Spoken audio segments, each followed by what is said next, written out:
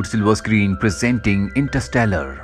Interstellar movie एक बहुत ही complicated movie है जिसमें साइंस की थ्योरीज को दिखाया गया है। इस मूवी में speed of time, wormhole, black hole, binary code, gravity, इन सब चीजों को समझाया गया है।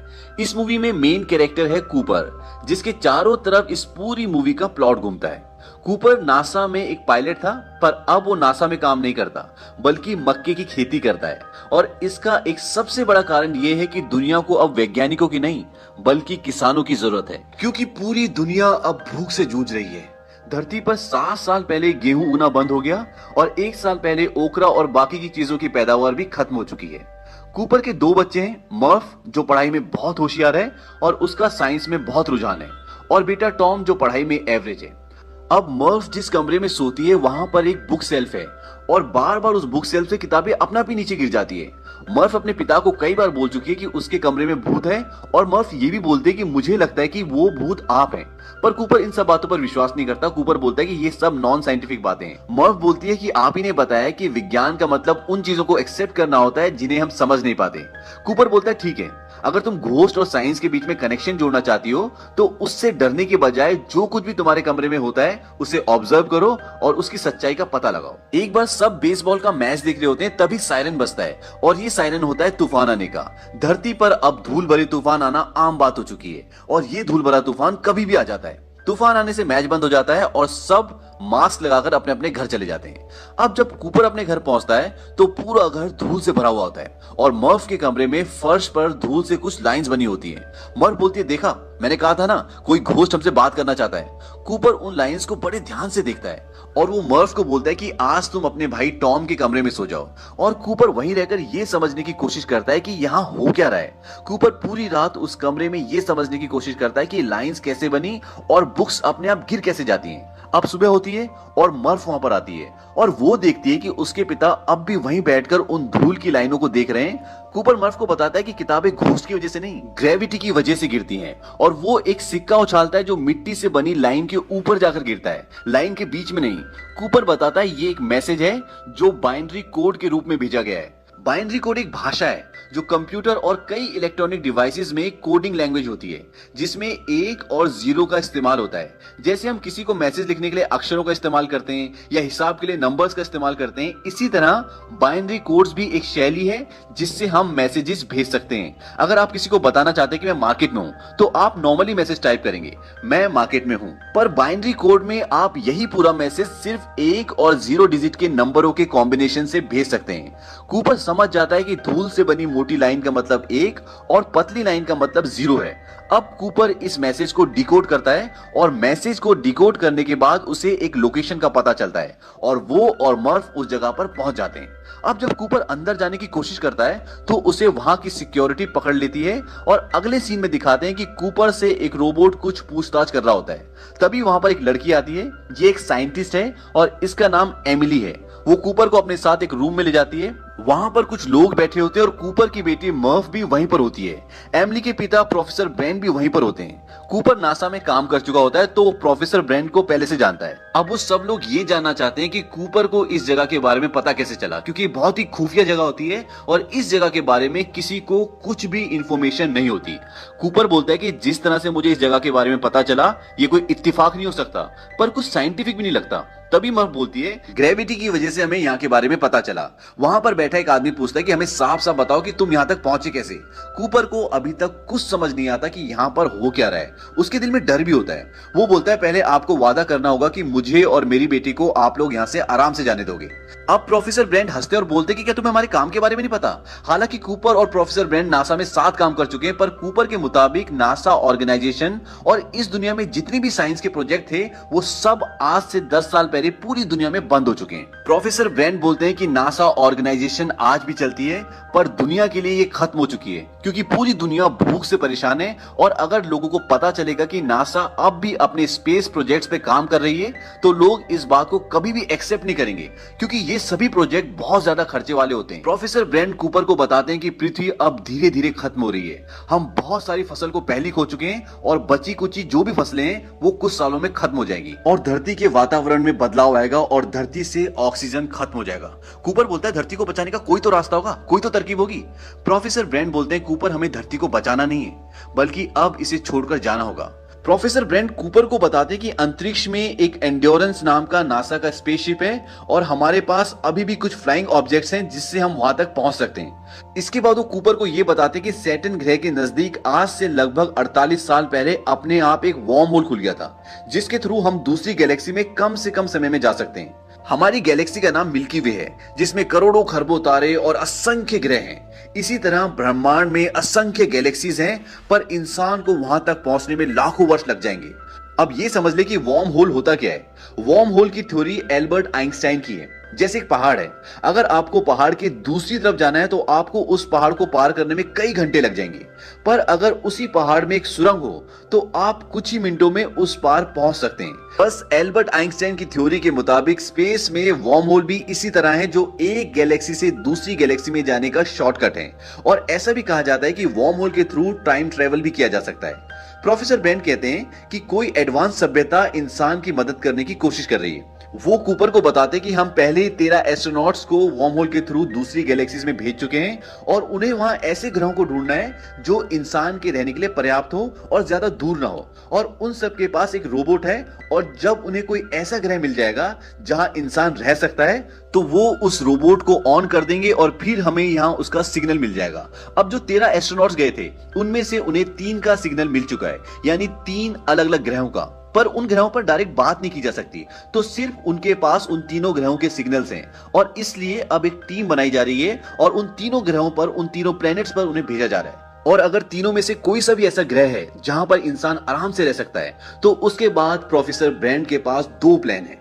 Plan number 1, professor Brent gravity को समझने और उसे कंट्रोल करने की कोशिश कर रहे हैं और अगर उन्हें कामयाबी मिल जाती है तो एक स्पेस स्टेशन के जरिए संपूर्ण मानव जाति को उस ग्रह पर भेज देंगे जो रहने लायक है। और इसके लिए उन्होंने एक स्पेस स्टेशन बनाया भी हुआ है और वो स्पेस स्टेशन वही है जहां पर कूपर और प्रोफेसर ब्रेंट खड़े हैं। दरअसल ये कोई बिल्डिंग नहीं है बल्कि आप इसे एक अंतरिक्ष यान कह सकते हैं। पर सबसे बड़ा सवाल यह है कि इतना बड़ा अंतरिक्ष यान अंतरिक्ष में जाएगा कैसे।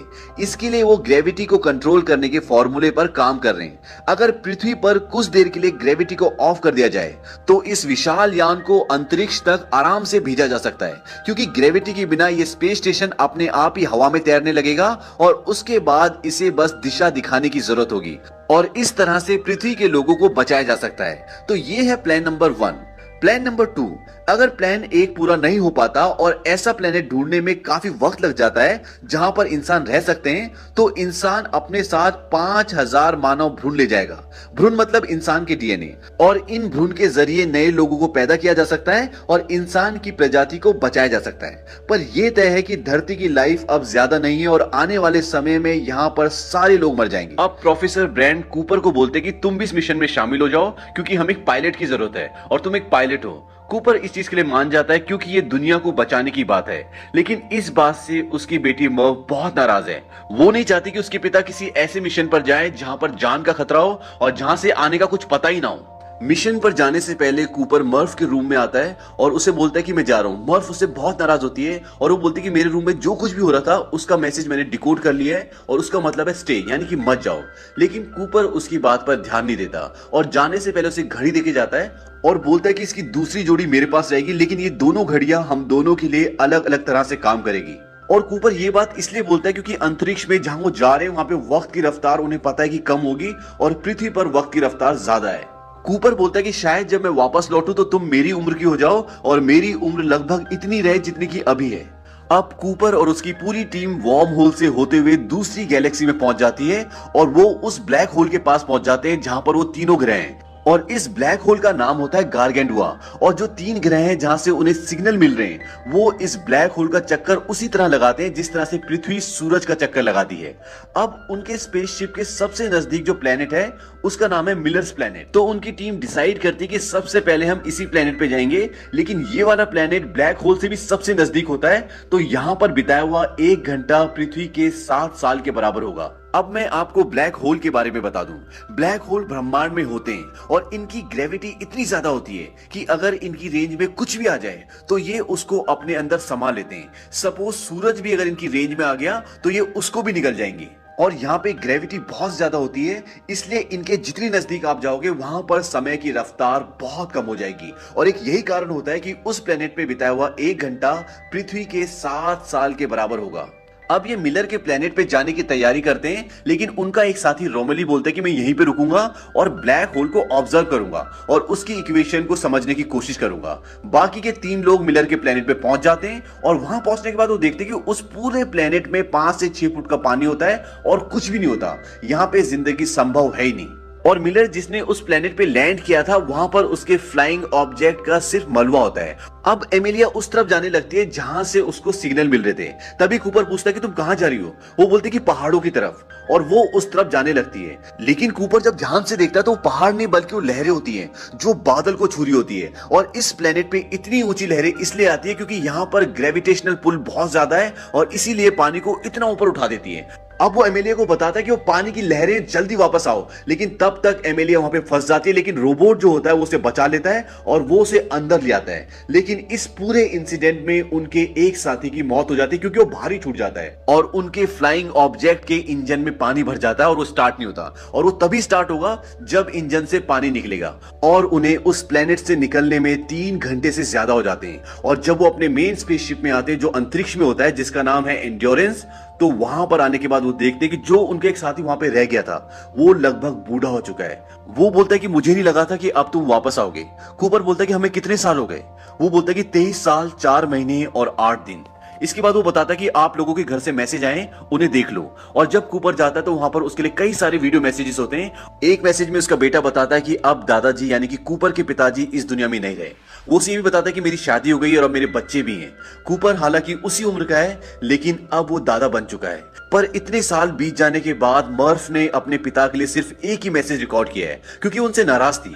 और वो उस मैसेज को उस दिन रिकॉर्ड करती है जिस दिन उसका जन्मदिन होता है, क्योंकि कूपर ने उसे कहा था कि शायद मैं तब वापस लौटूं जब तुम मेरी उम्र की हो जाओ। और आज मर्फ उस उम्र की हो चुकी है जिस उम्र में कूपर पृथ्वी से निकला था और इसीलिए मर्फ इस मैसेज को अपने पिता के लिए रिकॉर्ड करती है। यहाँ पर यह भी पता चलता है कि मर्फ अब साइंटिस्ट बन चुकी है और वो प्रोफेसर ब्रैंड के साथ नासा में काम करती है। इसके बाद ऊपर ये दिखाते कि अब ये तीनों जो बचे हुए ये डिसाइड कर रहे कि अब बचे हुए 2 प्लैनेट्स में से किस प्लैनेट में जाना चाहिए। कूपर और रोमोली बोलते हैं कि हमें मैन के प्लैनेट पे जाना चाहिए क्योंकि वो प्लैनेट उनके स्पेसशिप से पास में है। लेकिन एमिलिया बोलती है कि हमें एडमंड के प्लैनेट पे जाना चाहिए क्योंकि उस प्लेनेट से जो डेटा आया वो ज्यादा प्रॉमिसिंग है, ज्यादा स्ट्रांग है, इसीलिए वो चाहते हैं कि उस प्लेनेट पे जाए। और इसकी एक वजह ये भी होती है कि वो एडमंड से प्यार करती है। यहाँ पर अब एक प्रॉब्लम ये भी होती है कि इनके पास अब इतना फ्यूल नहीं बचा कि ये दोनों प्लैनेट्स पर विजिट कर सके। इसीलिए अब ये डिसाइड होता है कि ये लोग मैन के प्लैनेट पे जाएंगे। ये लोग मैन के प्लैनेट पे पहुंच जाते हैं और वहां जाकर देखते हैं कि मैन स्लीपिंग चैम्बर में सोया हुआ होता है। वो अब जिस एस्ट्रोनॉट को वो स्लीपिंग चैम्बर से उठाते हैं उसका नाम मैन होता है और वो बोलता है कि यहाँ पर इंसान रह सकते हैं। वो बताता है कि जिस जगह पर अभी हम हैं यहाँ पर एमोनिया की मात्रा बहुत ज्यादा है, पर ऊंचाई पर वातावरण बिल्कुल नॉर्मल है और वहां पर इंसान की बस्ती बसाई जा सकती है। मैन ने इस प्लेनेट पर पहुंचने के बाद अपने रोबोट को बंद कर दिया होता है जो कि ऑन होना चाहिए। मैन बोलता है कि ये गलत इंफॉर्मेशन दे रहा था इसलिए मैंने इसे ऑफ कर दिया और इस रोबोट का काम था कि सही इंफॉर्मेशन धरती तक पहुंचाना। वहीं दूसरी ओर ये दिखाते हैं कि पृथ्वी पर प्रोफेसर ब्रैंड अब अपनी जिंदगी की आखिरी सांसें ले रहे हैं और वो मरने से पहले मर्फ को बताते हैं कि ग्रेविटी की इक्वेशन कभी पूरी नहीं हो सकती। उसे पूरा करने के लिए उन्हें ब्लैक होल के पूरे डेटा की जरूरत होती जो ना तो उनके पास थी और ना उन्हें कहीं से मिलने की उम्मीद थी। वो मर्फ को बोलते हैं कि प्लान नंबर 1 सिर्फ दिखावा था, असल में इस प्रोजेक्ट के जरिए सिर्फ प्लान नंबर 2 को पूरा करना था ताकि इंसान ऐसे प्लेनेट पर पहुंच सके जहां जीवन हो और वहां जाकर वो जो अपने साथ मानव के भ्रूण ले गए जिससे नए इंसानों को पैदा किया जा सकता है उससे नए इंसान पैदा करें और मानव जाति को बचा सके। मतलब आने वाले समय में पृथ्वी पर सारे लोग मर जाएंगे क्योंकि प्लान नंबर 1 तो पूरा हो ही नहीं सकता। अब मर्फ प्रोफेसर ब्रैंड की बेटी को वीडियो मैसेज रिकॉर्ड करके भेजती है और बोलती है कि प्रोफेसर ब्रैंड अब इस दुनिया में नहीं रहे और वो उन्हें वो सारी बातें बताती है जो प्रोफेसर ब्रैंड ने मरने से पहले मर्फ को बताई होती है। वो बोलते क्या इस धोखे के बारे में मेरे पिता को पता था? वो ये पूछते कि क्या आपको पता था? और इस मैसेज को कूपर भी देख लेता है पर इस बारे में प्रोफेसर ब्रैंड की बेटी एमिली को कुछ भी पता नहीं होता। अब कूपर ये डिसाइड करता है कि वो इस ग्रह से सीधा पृथ्वी पर लौट जाएगा और अपने बच्चों से मिलेगा। तभी उनका एक साथी कूपर को बोलता है कि जब तुम पृथ्वी पर लौटोगे तो ब्लैक होल का चक्कर लगाते हुए जाना और टार्स जो कि एक रोबोट है उसे ब्लैक होल में छोड़ देना ताकि वो सारा डेटा कलेक्ट करके पृथ्वी पर भेज दे, जिससे प्रोफेसर ब्रैंड की ग्रेविटी के अधूरे काम को पूरा किया जा सके और पृथ्वी के लोगों को बचाया जा सके। अब इस प्लेनेट पे कूपर को यह पता लगता है कि मैन जो कि इस प्लेनेट पर था उसने सबको धोखा दिया है और इस प्लेनेट के किसी भी हिस्से में इंसान नहीं रह सकता। मैन गलत डेटा भेजता है और अपने रोबोट को ऑफ कर देता है ताकि उसका रोबोट सही डेटा ना भेज दे, और अगर सही डेटा पृथ्वी पर चला गया तो यहाँ कोई नहीं आएगा और वो यहाँ से कभी नहीं निकल पाए। यही कारण होता है कि मैन गलत डेटा भेजता है। मैन कूपर को मारने की कोशिश भी करता है। दरअसल उसका प्लान होता है कि वो इन सबको मार दे और अकेला पृथ्वी पर जाए ताकि वहां जाकर वो कोई भी झूठी कहानी बना दे और उसे झूठा साबित करने के लिए वहां पर कोई ना हो। पर प्रोफेसर ब्रैंड की बेटी एमिली कूपर को बचा लेती है, लेकिन वो उनके एक साथी को मार देता है। अब मैन अपने फ्लाइंग ऑब्जेक्ट में एंड्योरेंस की ओर जाता है जो कि उनका स्पेसशिप है और वो अंतरिक्ष में है ताकि वो उससे पृथ्वी पर जा सके। पर जब वो अपना फ्लाइंग ऑब्जेक्ट उससे कनेक्ट करने की कोशिश करता है तो एक जोरदार ब्लास्ट होता है और उस ब्लास्ट में उसकी मृत्यु हो जाती है। पर इस ब्लास्ट से एंड्योरेंस स्पेसशिप को काफी नुकसान पहुंचता है। वहीं कूपर भी अपने फ्लाइंग ऑब्जेक्ट में एंड्योरेंस की ओर आ रहा होता है। अब एंड्योरेंस स्पेसशिप स्टेबल नहीं होता, पर कूपर अपने फ्लाइंग ऑब्जेक्ट को एंड्योरेंस से कनेक्ट कर लेता है और वो स्टेबल हो जाता है। लेकिन इस इंसिडेंट के बाद एंड्योरेंस ब्लैक होल की तरफ खिंच रहा होता है, पर कूपर बोलता है कि मैं इस ग्रेविटेशनल पुल का इस्तेमाल एक धक्के की तरह करूंगा और एंड्योरेंस को आखिरी बचे तीसरे प्लेनेट की तरफ धकेल दूंगा।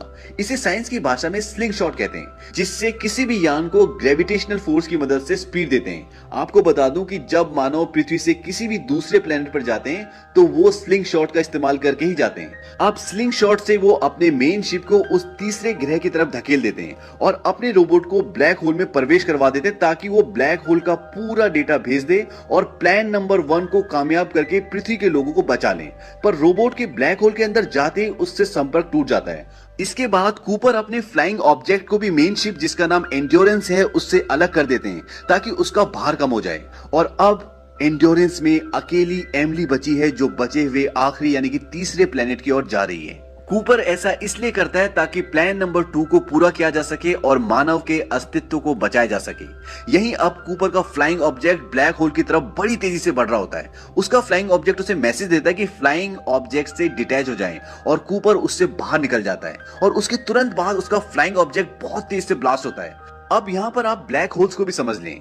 ब्लैक होल्स ब्रह्मांड में ऐसे होल्स होते हैं जिसके अंदर इतनी शक्ति होती है कि वो पूरे के पूरे प्लैनेट्स को निगल जाएं, और जैसे जैसे आप उसके अंदर जाते रहोगे वैसे वैसे उसकी चौड़ाई कम होती जाएगी और एक पॉइंट पर आकर वो खत्म हो जाएगा।